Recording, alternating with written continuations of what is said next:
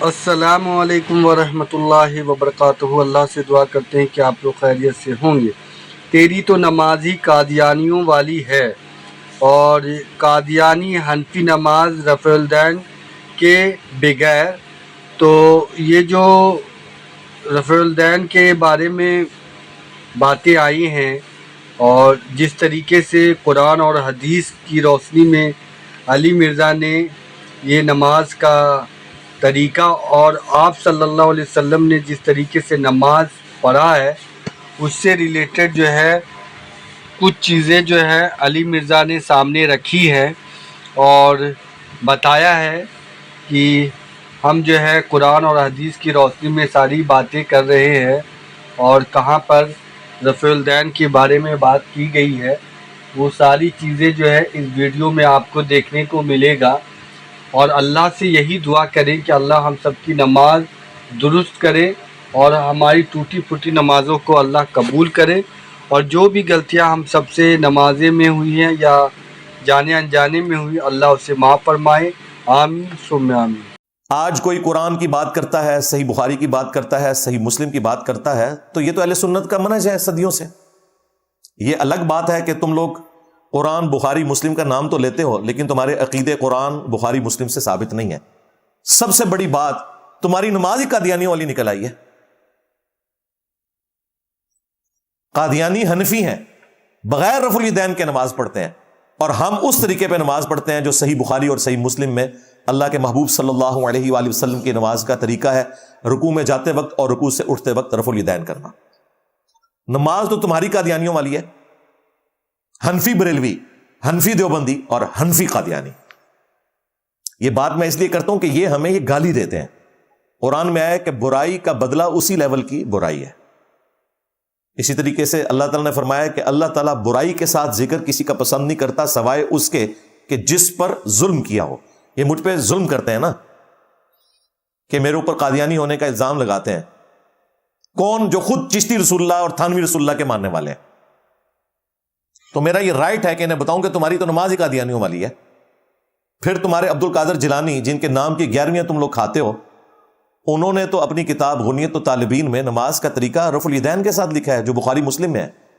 تمہاری تو نماز اپنے پیر والی نہیں ہے، جس پیر کے نام کے اوپر تم ہر مہینے کروڑوں روپیہ اڑا دیتے ہو 11ویں کے نام کے اوپر، کبھی کسی 11ویں کے اوپر ان کی کتاب غنیت الطالبین سے نماز کا طریقہ بھی عوام کو بتاؤ تو پتہ چلے کہ تم لوگ صرف عبد القادر جیلانی کے نام کے اوپر چندے کھا رہے ہو، ان کی تعلیمات سے تمہارا کوئی لینا دینا نہیں ہے۔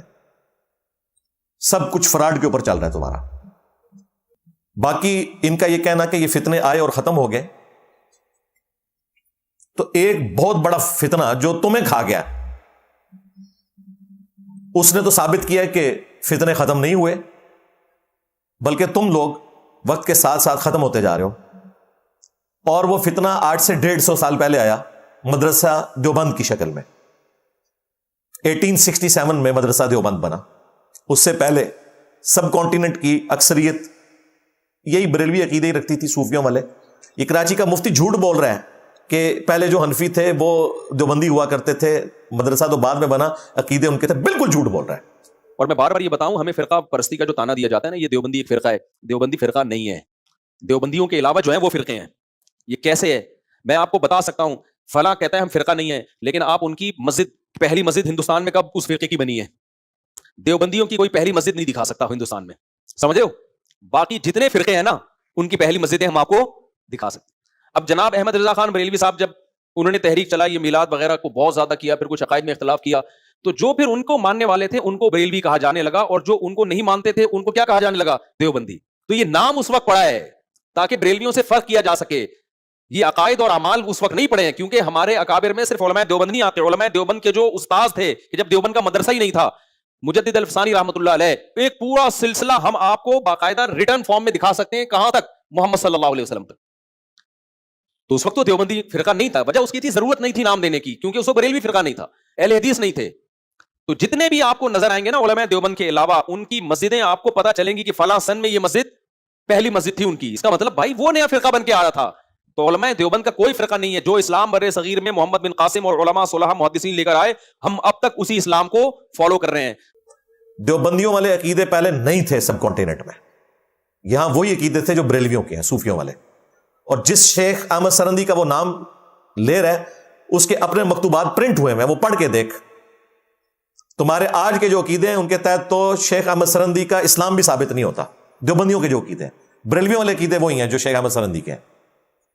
ہم تو نہ دیوبندیوں کے ساتھ ایگری کرتے ہیں نہ بریلویوں کے ساتھ. یہ ٹاپک الگ ہے، وہ انشاءاللہ مجھے کبھی موقع ملا.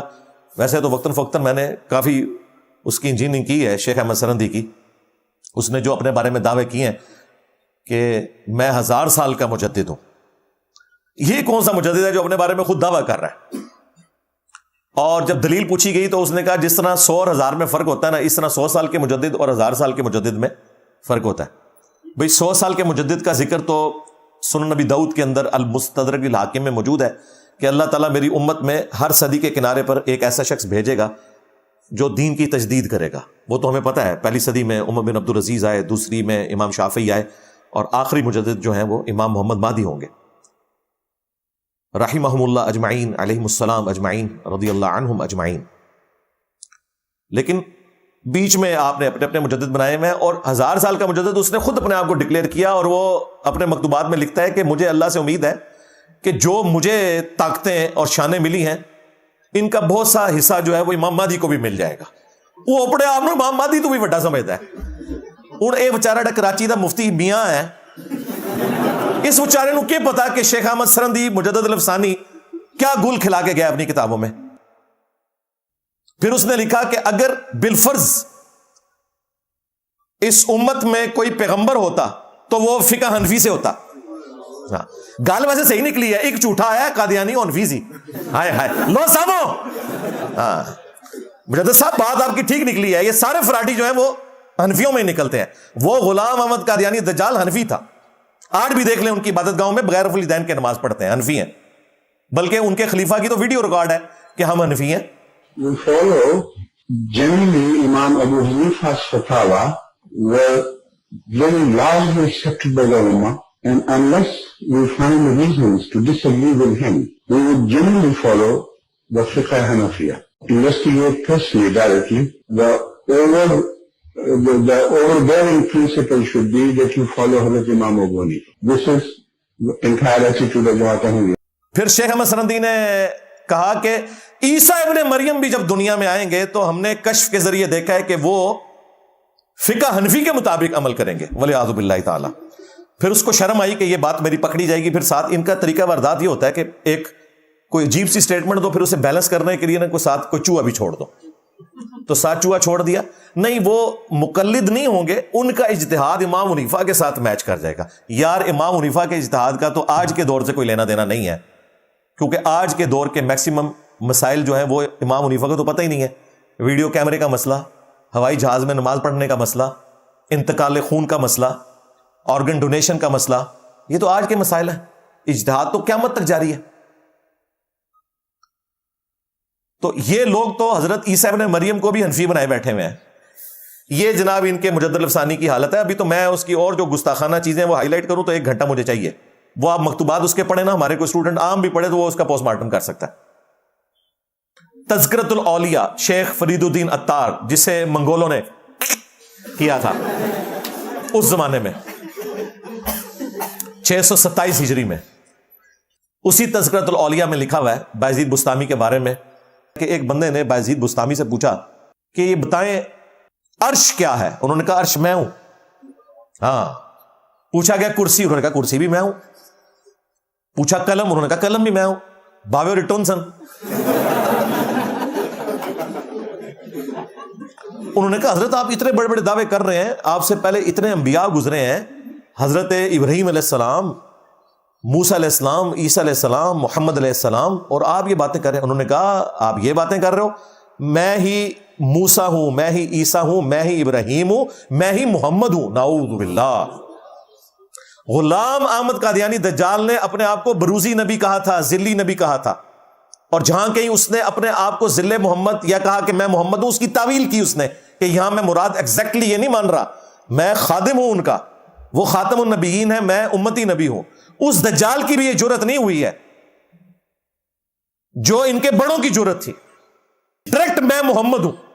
اگر یہ اپنی کاز کے ساتھ مخلص ہے نا تو صرف غلام احمد قادیانی دجال پہ فتویٰ نہ لگائیں، اپنے بابے پہ لگائیں، اور اگر یہ کہہ رہے ہیں کتابیں بدل گئی ہیں تو کتابیں چھاپنے والے، انہیں پرنٹ کرنے والے، ان سب کے اوپر فتویٰ لگائیں. کچھ بھی نہیں کریں گے، یہ انہیں توفیق ہی نہیں ہوگی. یہ ڈرتے ہیں، انہیں پتہ ہے کہ اگر ہم نے یہ مان لیا تو انجینئر صاحب کا مقدمہ ٹھیک ہو جائے گا. یار انجینئر صاحب کا کوئی ذاتی مقدمہ ہے؟ ہم تو خود رسول اللہ کی لیگیسی کو آگے لے کے چل رہے ہیں صلی اللہ علیہ وآلہ وسلم. میری کوئی مسجد نہیں، چندہ بک نہیں، میں تمہارا کمپٹیٹر ہے ہی نہیں ہوں. ہم نمازیں تمہارے پیچھے پڑھیں، چندے تمہیں دیں.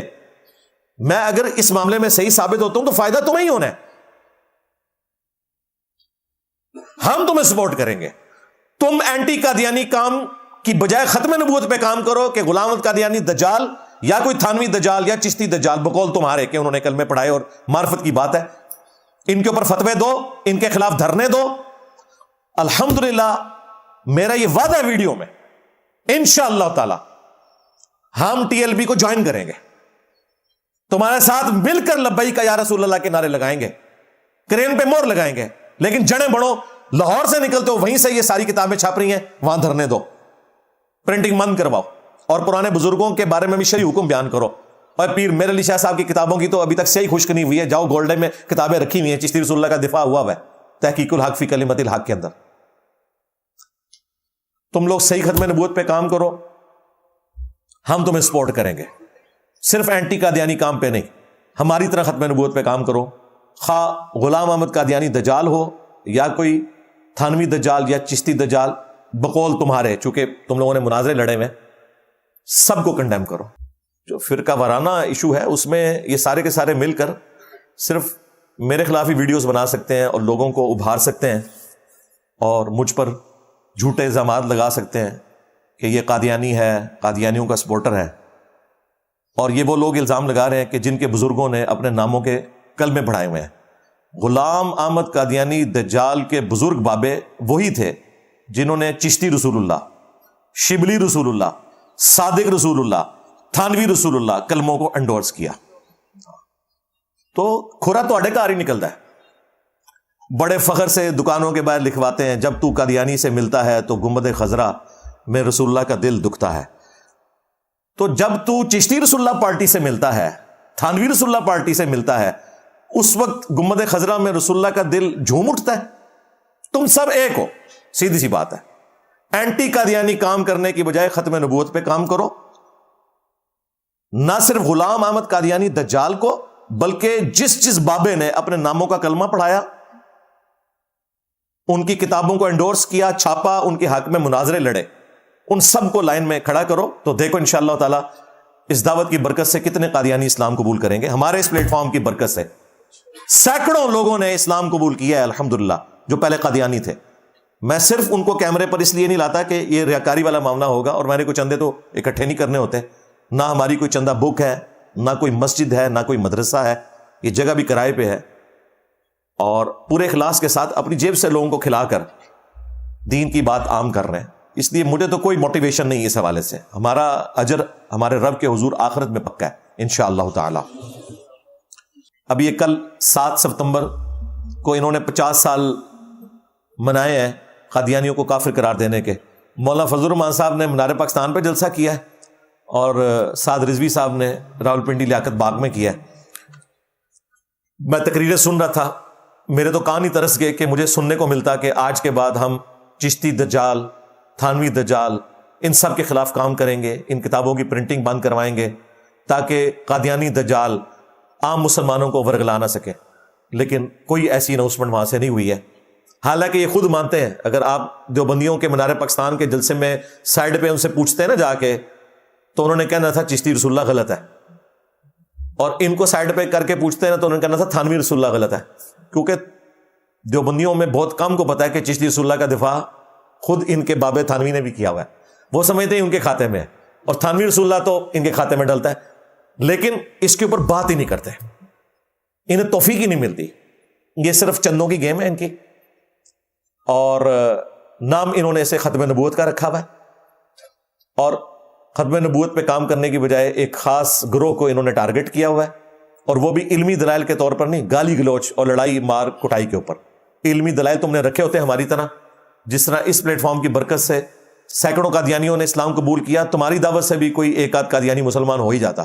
ہماری آپ ویڈیوز دیکھیں، علمی دلائل کے ساتھ میں نے قادیانیوں کا رد کیا اور ختم نبوت کا مقدمہ رکھا ہے، صرف اینٹی قادیانی نہیں، ختم نبوت۔ تو اللہ تعالیٰ ہمیں ختم نبوت پہ کام کرنے کی توفیق دے، صلی اللہ علیہ وآلہ وسلم، آمین۔ صلو علی محمد وآل محمد، اللہم صلی علی محمد وعلی آل محمد واصحاب محمد وازواج محمد وامت محمد اجمعین الی یوم الدین۔